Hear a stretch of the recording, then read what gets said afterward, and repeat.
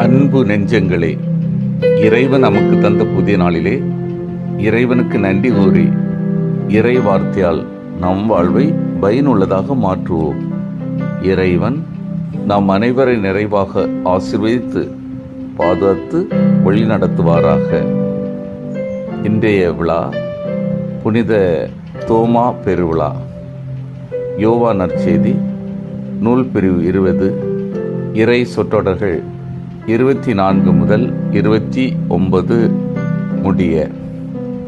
அன்பார்ந்தவர்களே, இன்று நாம் அனைவரும் இந்தியாவின் திருத்தூத புனித தோமாவின் பெருவிழாவை மகிழ்வோடு கொண்டாடுகிறோம். இவர் இந்தியாவில் உள்ள பல கிறிஸ்தவர்களின் தந்தை என அழைக்கப்படுகிறார். இவர் பிலிப்பு மூலம் இயேசுவிற்கு அறிமுகமானவர். 29 வயதுடையவர். முதலில் தச்சு தொழிலாளியாகவும் பிறகு மீனவராகவும் இருந்தார். இயேசு உயிர் தெழுந்த பின் பல நாடுகளுக்கு சென்று போதித்த பின் கிபி 52ஆம் ஆண்டு இந்தியாவுக்கு வந்ததாக பாரம்பரியம் கூறுகிறது. இவரால் பல மனம் மாறி கிறிஸ்துவை ஏற்றுக்கொண்டார்கள்.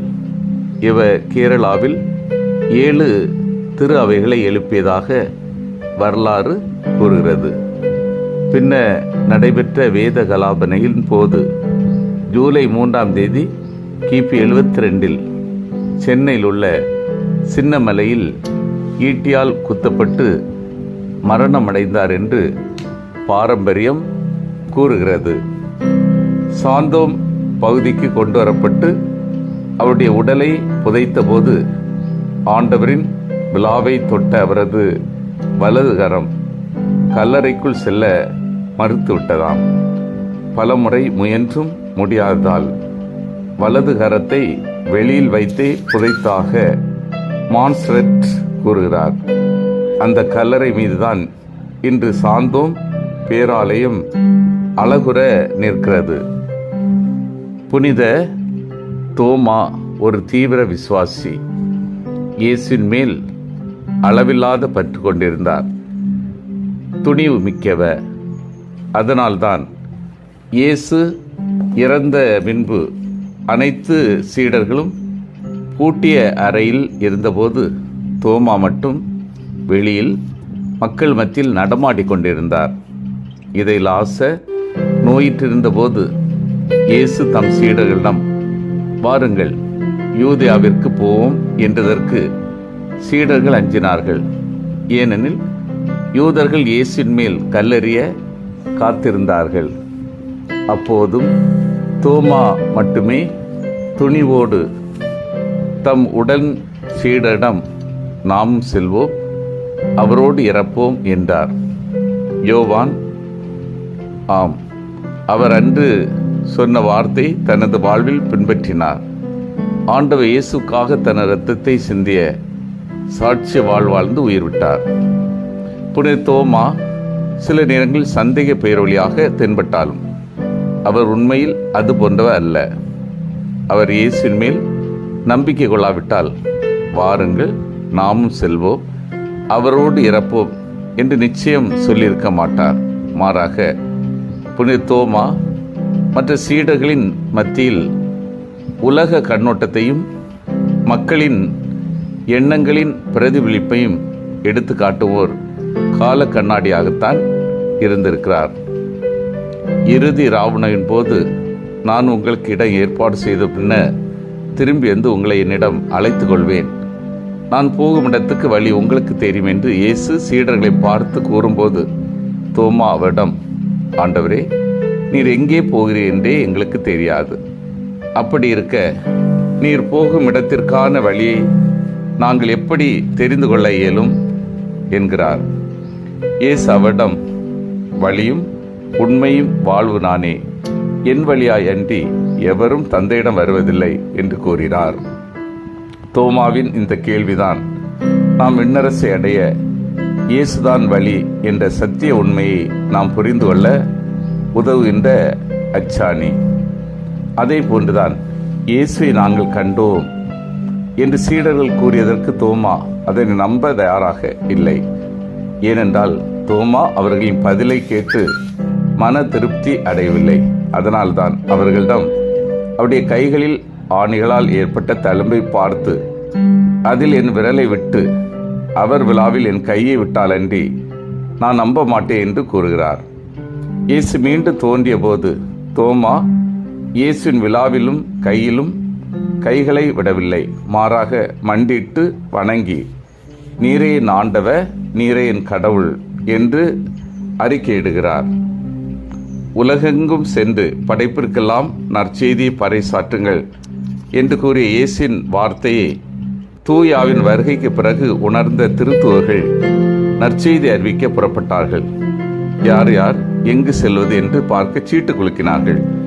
அப்போது தோமாவுக்கு பார்த்தியா நாடு செல்வதற்கு சீட்டு விழுந்ததாக மறைநூல் அறிஞரான ஒரிஜின் குறிப்பிடுகிறார். தோமா பார்த்தியா, இந்தியா, சீனா, பிலிப்பைன் தீவுகள் போன்ற நாடுகளில் நற்செய்தி அறிவித்ததாக தோமாவின் பணிகள் நூலில் காண்கிறோம். இன்று புனிதா தோமா நமக்கு கற்பிக்கும் போதனை என்ன? ஒன்று, தைரியமாய் இருக்க வேண்டும். இரண்டாவது, சந்தேகங்களை தீர்த்து கொள்ள வேண்டும். மூன்றாவது, இறை நம்பிக்கையில் நிலைத்திருக்க வேண்டும். இன்று நம்முள் எவ்வளவு பேர் இயேசுவை பற்றி வெளிப்படையாக அறிவிக்க தயாராக இருக்கின்றோம்? அடிப்படைவாத கொள்கைகளினால் கிறிஸ்தவர்களுக்கு நெருக்கடி அதிகரித்து வருகின்ற வேளையில் மற்ற சீடர்களைப் போல ஒடுங்கி அடங்கி வாழ முயற்சி செய்கிறோமா? அல்லது தோமாவை போல தைரியத்தோடு இயேசுக்கு சாட்சி சொல்ல தயாராக இருக்கிறோமா? நம்முடைய வாழ்க்கையில் சந்தேக பார்வை கொண்டே வாழ்கிறோமா? அல்லது சந்தேகத்தை தீர்த்து கொண்டு சுமூகமாக வாழ்வு வாழ முயற்சி செய்கிறோமா? தோமாவுக்கு சந்தேகம் வந்தபோது அதை தீர்த்து கொள்ள முயற்சி செய்தார். தோமா இயேசுவின் மீது சந்தேகம் கொண்டார் என்று சொல்ல முடியாது. மாறாக இயேசுவை பற்றி மற்ற சீடர்கள் சொன்னதை அவர் நம்பவில்லை. இன்று கணவன் மனைவி இடையே சந்தேக பார்வைகள், பக்கத்து குடும்பத்தினர் மேல் சந்தேகம், ஒரு பையன் ஒரு பெண்ணுடன் பேசினால் சந்தேகம், இவ்வாறு சந்தேக பார்வைகளை அடுக்கிக் கொண்டே போகலாம். பிறர் மீது சந்தேகப்படுவதை தவிர்த்து கொள்ள முயற்சி செய்வோம்.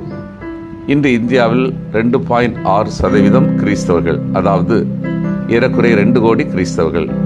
தோமா 2000 ஆண்டுகளுக்கு முன் இந்தியாவிற்கு வந்து போதித்ததன் விளைவுதான் இது. தோமையாரின் இரத்தம்தான் இந்திய கிறிஸ்தவ விசுவாசிகள் வித்து. ஆனால் அவர் விதைத்த விதை இன்னும் விதையாகவே இருப்பதாக தெரிகிறது. இன்னும் இந்தியாவில் கிறிஸ்துவை பற்றி அறியாதவர்கள் ஏராளம் ஏராளம்.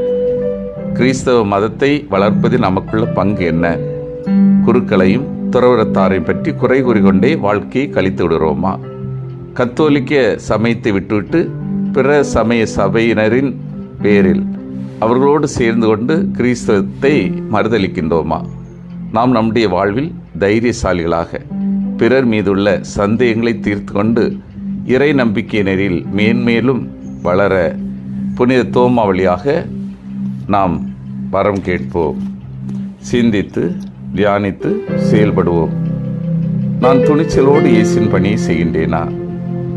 பணி வாழ்வில் சந்தேகங்கள் இருந்தால் அவற்றை தீர்த்து கொண்டு தெளிவாக செயல்படுகின்றேனா? ஆழமான நம்பிக்கையோடு இறை வார்த்தைக்கு சான்று பகிர்கின்றேனா? மன்றாடுவோமாக. வல்லமை மிக்க இறைவா, நாங்கள் அனைவரும் துணிச்சலோடு இயேசின் பணியை செய்திடவும், பணி வாழ்வில் சந்தேகங்கள் இருந்தால் அதை தீர்த்து கொண்டு தெளிவாக பணி செய்யவும், ஆழமான நம்பிக்கையோடு இறை வார்த்தைக்கு சான்று பகரவும் வரம் தாரும். ஆமீன்.